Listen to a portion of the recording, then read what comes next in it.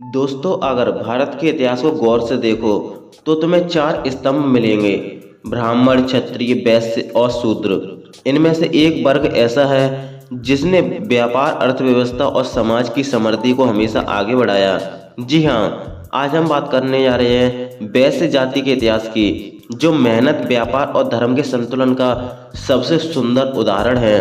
Number एक, वैश्य शब्द का अर्थ। दोस्तों, वैश्य शब्द संस्कृत के शब्द वाणिज्य से बना है, जिसका अर्थ होता है व्यापार या वाणिज्य करने वाला व्यक्ति। वैश्य समाज का मुख्य काम था व्यापार करना, खेती करना, पशुपालन और अर्थव्यवस्था को संभालना। नंबर दो, प्राचीन काल में वैश्य समाज। जब भारत में बड़ व्यवस्था बनी, ब्राह्मण ज्ञान और पूजा के लिए, क्षत्रिय रक्षा के लिए, वैश्य व्यापार और धन संचय के लिए और शूद्र सेवा के लिए थे। उस समय वैश्य लोग देश के कोनों में व्यापार फैलाते थे। वे मसाले, रेशम, सोना, चांदी, घोड़े और अनाज का व्यापार करते थे।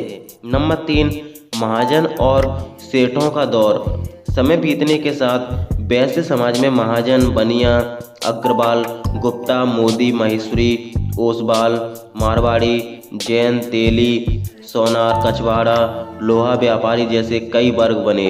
ये लोग गांव में अनाज खरीदते, बेचते, मंदिरों में दान देते और समाज की मदद करते थे।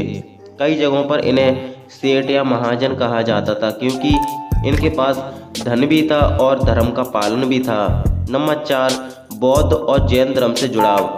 वैश्य समाज का बौद्ध और जैन धर्म से गहरा संबंध रहा है। भगवान बुद्ध और भगवान महावीर दोनों को वैश्य समुदाय के लोगों ने बहुत ही सहारा दिया। कई व्यापारी बौद्ध मठों और जैन मंदिरों के बड़े दानदाता बने। इस समाज ने अहिंसा, सत्य और दान को अपने जीवन का मूल बनाया। नंबर पाँच, मध्यकाल में वैश्य समाज। मुगल और राजदूत काल में वैश्य समाज ने व्यापार का बहुत विस्तार किया। दिल्ली, आगरा, जयपुर, बनारस, गुजरात और राजस्थान में इनके बड़े बड़े बाजार थे। ये लोग राजाओं के वित्त मंत्री, लेखक, लेखपाल और व्यापारी बने। इनकी ईमानदारी और व्यापारिक समझ के कारण इन्हें सब सम्मान देते थे। नंबर छः, ब्रिटिश काल में भूमिका।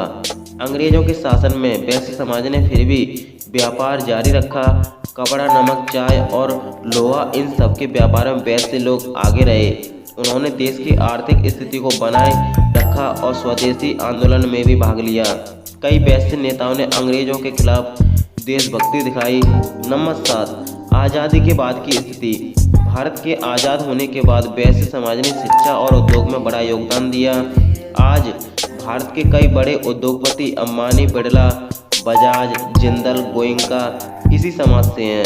ये लोग न सिर्फ व्यापार में बल्कि समाज सेवा और शिक्षा में भी आगे हैं। वैश्य समाज ने हमेशा से सिखाया है कि मेहनत और ईमानदारी से कमाया गया धन ही सच्चा धर्म होता है।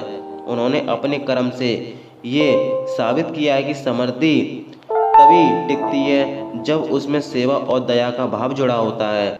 दोस्तों, धन कमाया मेहनत से, धर्म निभाया भाव से। धन कमाया मेहनत से, धर्म निभाया भाव से। वैश्य समाज ने सजाया भारत अपने व्यापार के प्रकाश से। सादगी में जीवन, ईमान में पहचान। सादगी में जीवन, ईमान में पहचान, यही है वैश्य की असली शान। दोस्तों, अगर आपको वैश्य समाज के इतिहास से कुछ नया जानने को और कुछ नया सीखने को मिला हो तो दोस्तों वीडियो को लाइक करके, चैनल को सब्सक्राइब करके, बेल आइकन को ऑल पर सेलेक्ट करके जरूर जाएं, ताकि हमारी आने वाली सभी इतिहास से जुड़ी सभी वीडियो आप तक सबसे पहले पहुंच सके। तो चलिए गाइस, मिलते हैं आपको एक और नई वीडियो में एक और नए टॉपिक के साथ। तब तक के लिए जय हिंद, जय भारत।